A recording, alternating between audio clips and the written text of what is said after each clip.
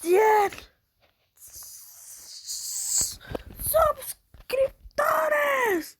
¡Sí! Perdón. Hola a todos, bienvenidos. Ya llegamos a los 100. Parece ser algún especial grande.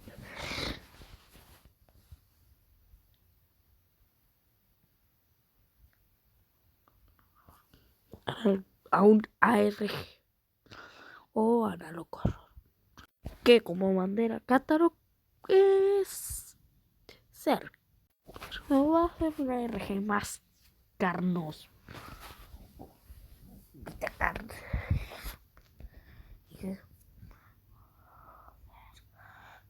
Perro. ¡Vamos! Pondré una persona que es esta lista de reproducción del orden que hay que ver Vita Carnes, así que gracias a hacer te lo agradezco. Gracias.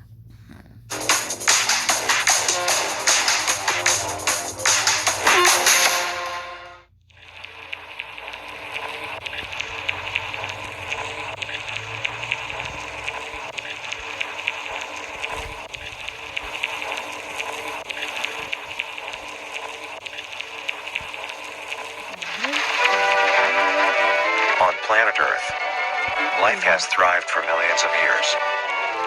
Creatures big and small have found ways to adapt and evolve to flourish in all types of environments. From barren wastes to lush forests, life can be found. Earth has homed these creatures since the dawn of life itself. Only until very recently, things have changed. New life forms have appeared all around the globe and completely changing the balance of nature and what we know about evolution itself.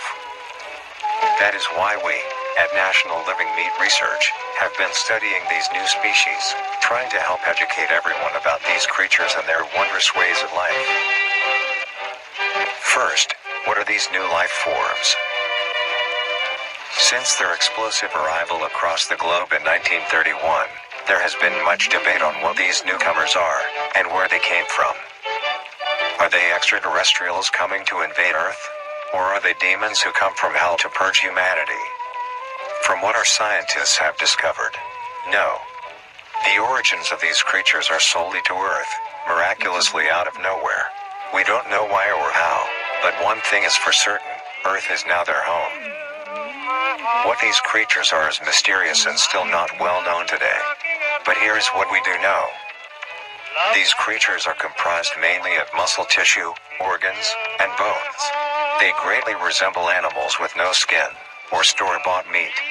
Because of these characteristics, they have been named accordingly as Vita carnis. The carnis species consume decaying, organic matter, but their main diet is composed of raw meat, not including their carnis relatives. The carnis only appear in places where there are seres que vienen de la propia tierra, por carne y por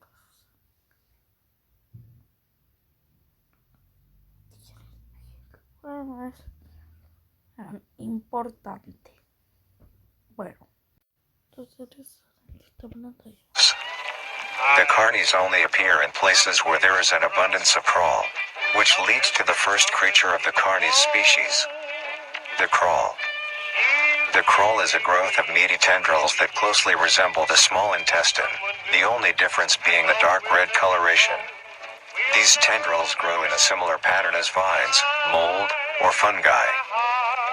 A primary stem structure is the host to divisions of other, smaller branches, and each tendril contains a variety of veins, arteries, and other similar organs used to transport nutrients absorbed from its surroundings. The ends of these tendrils are equipped with organelles used to absorb water and organic matter necessary for growth. The source of these organic materials is mainly found in dirt and soil on surrounding surfaces. Using its root-like tendrils, it absorbs the material and processes it into usable energy. Although, the crawl also obtains energy through another means. Using a sophisticated form of photosynthesis, The dark pigmentation of the smaller branches is ideal for absorbing sunlight, and therefore allowing solar energy to fuel the crawl's growth. Because of its efficiency, it thrives in almost all types of environments, easily allowing it to spread across the world, and can be found pretty much anywhere. Its recent inclusion in the ecosystem has caused many major changes in nature's balance.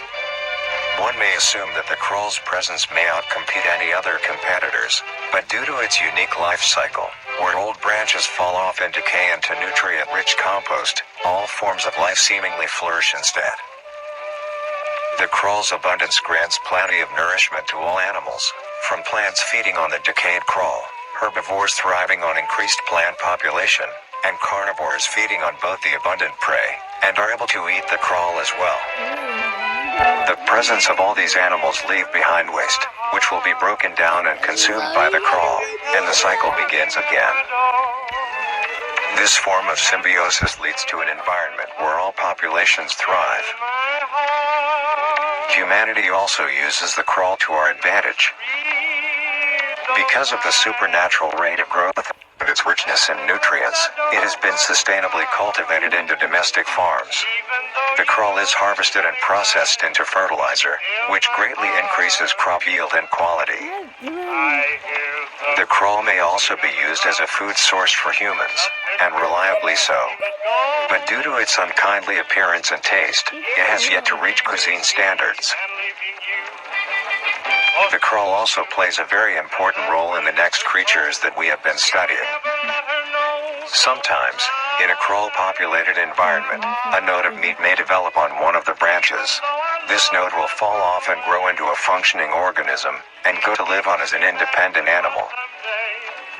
This leads us to the upcoming species that we will be discussing. The first of these creatures are the trimmings.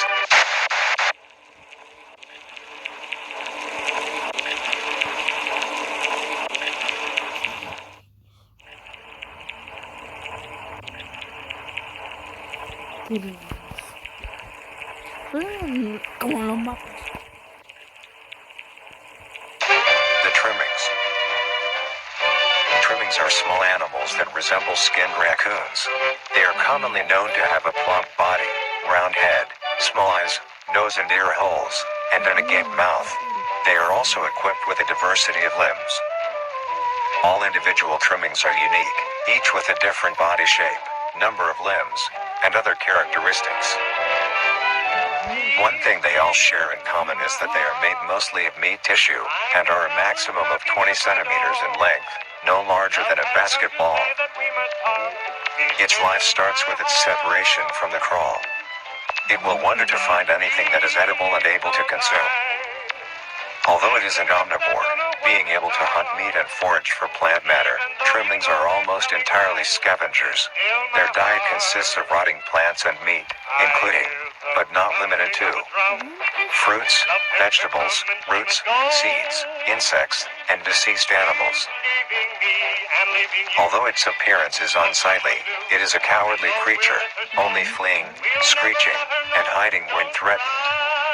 Because of its lack of defensive traits, it lies near the bottom of the food chain, making it easily overpowered and picked off very regularly by predators. Naturally, its population would eventually die out, but this is not the case. The crawl constantly produces a large quantity of trimming nodes, keeping up their numbers. Naturally, trimmings can be found wherever there is abundant crawl. Trimmings grow at a decent pace, reaching maturity at around 7 months, having a maximum lifespan of 2 to 4 years. Although they are plentiful, humanity has no proper way to implement trimmings into society. Their overabundance has even considered them pests, due to them digging through trash bins and making excessive noise at night. Besides all of this, some people still keep trimmings as pets, and relatively domesticate them. Nuisance or not, trimmings are a wondrous creature. From their plentiful numbers, to their skittish nature, they are truly a thing to behold. The next species on our list is the meat snake.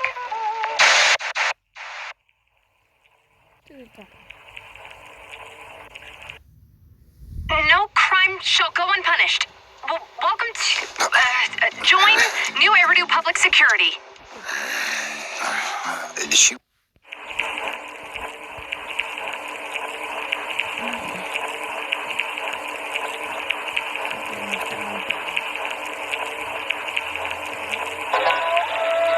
The meat snake. The meat snake is a worm-like creature, made of a variety of types of meat, coated in a transparent, skin-like membrane. Its size varies during its lifespan, depending on how much it consumes. When it first separates from the crawl, it is only a few centimeters in length. Eventually, it will reach an average length of 5 meters.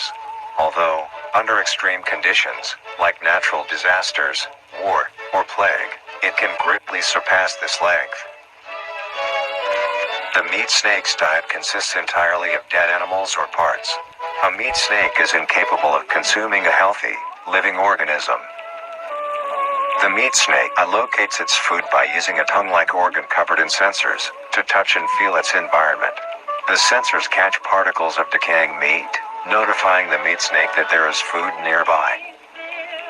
This process shares many similarities to regular snakes, hence the meat snake's name. Once it locates the corpse, the meat snake will open its jaw and swallow the entire body whole. Once the entire body is consumed, the meat snake's stomach will release a variety of chemicals. Some will break down soft tissue like skin, and the connection points between muscles. Others chemicals will then ferment and preserve the tissue to keep it from breaking down for as long as possible. After that, the remaining flesh and bones will move along the meat snake's tract, and slowly be implemented into its own structure, extending the meat snake. Unsatisfactory parts like skulls, pelvises, hair, and fingernails will be excreted. Speaking of skulls, the meat snake will take the skull from the consumed organism and use it as its own. Each meat snake has its own skull, each corresponding to what that one has consumed. During its lifespan, it will swap or replace these skulls if needed. A meat snake's lifespan depends entirely on how much a meat snake consumes. The longest one has lived for was 28 years. The meat snake has no predators and is immune to disease, due to its preserving chemicals. The only significant ways a meat snake can die is through starvation, burning, or complete destruction of the meat snake's membrane coating. Interestingly, the meat snake is the only member of the Carnies family that is able to reproduce. When a meat snake reaches an excessive size, and is in the conditions to do so, it will commence mitosis, splitting itself in two.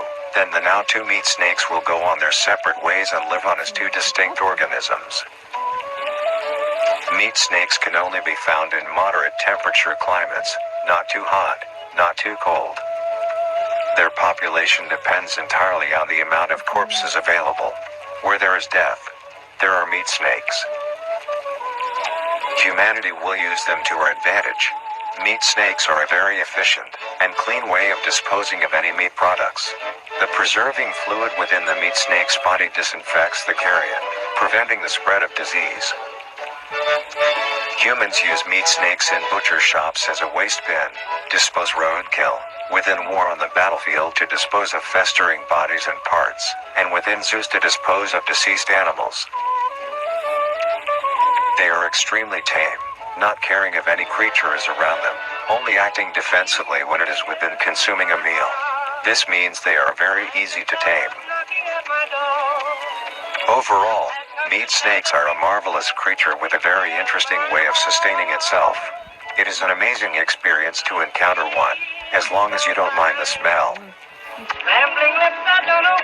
Our next creature is the mimic.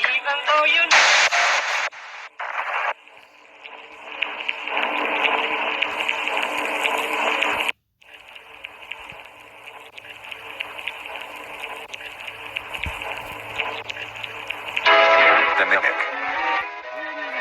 The mimic is a bipedal creature with uncanny similarities to humanoid anatomy. They greatly resemble humans without skin, with added exaggerated features. These features include extended finger length, longer limbs, bulging, empty eyes, and their most prominent feature, a wide, teeth-filled smile. Although it resembles a happy face, this is due to coincidence, and is only how their facial structure is shaped. The maw of the mimic contains much more teeth than humans, and their teeth is comprised almost entirely of incisors, with some canine and premolars in the back. This tooth composition is ideal for biting down onto meat and swallowing chunks whole. A mature mimic's diet is comprised entirely of human flesh. The mimic's life cycle is made of 3 stages. The young mimic will hunt small animals, moving on to larger and larger as they grow. Once large enough, it will begin metamorphosis into the next stage of life. Once fully transformed, it will resemble the description mentioned in the beginning. Its hunting style changes and becomes much more complicated. It now stalks and feeds only on humans. This is typically when the human is asleep. Once the mimic has had its fill,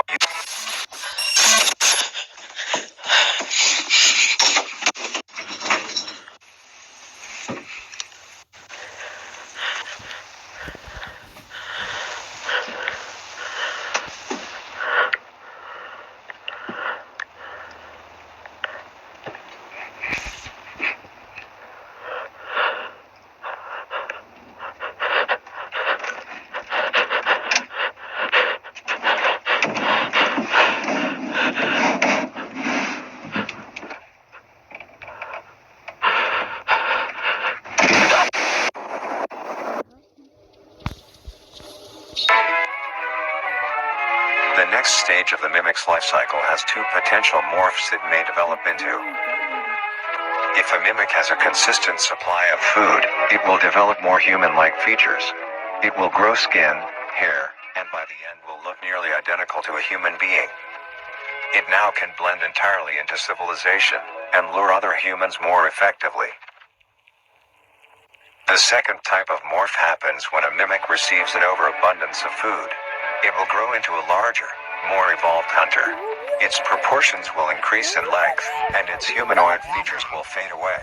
It grows a thick, dark coating of a flexible skin, which is highly durable, and increases in strength the more the elder mimic consumes. This excludes the face, which is now coated in a pale pink skin. The mimic's teeth have also moved deeper into the mimic's throat, leaving its mouth a toothless grin. It uses the dark hue of its skin to hide seamlessly within a dark environment. Its skills have also been heightened. This makes an elder mimic one of the most efficient predators on the planet. Because of the obvious threat this poses on humanity, nations around the world have released instructions on how to be able to fend for yourself in a mimic encounter. Here are the instructions. 1. Avoid going out alone if your location is known to have mimics, or there have been mimic sightings. 2. If you encounter a stationary mimic, seemingly unfazed by your presence, quietly leave the location and alert your local authorities.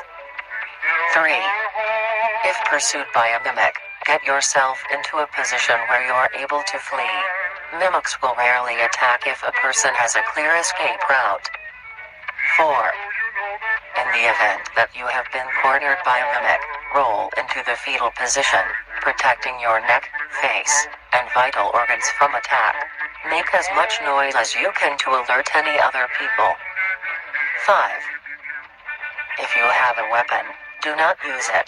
A mimic is fairly resilient, and any strikes or shots on a mimic is not effective enough to bring it down in time.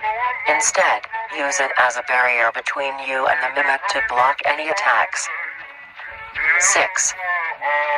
In a situation where a mimic is hunting in the immediate area, and is not aware of your position, hide somewhere low, like under a bed or behind other furniture. A mimic will not linger too long to search for prey, and will move on. Be safe, and avoid any encounters with a mimic at all costs. Next up, the harvester.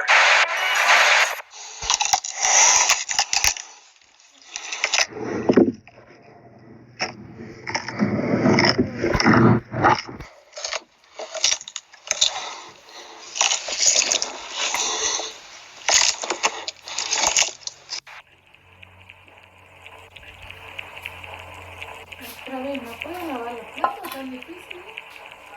Yo lavé el mío.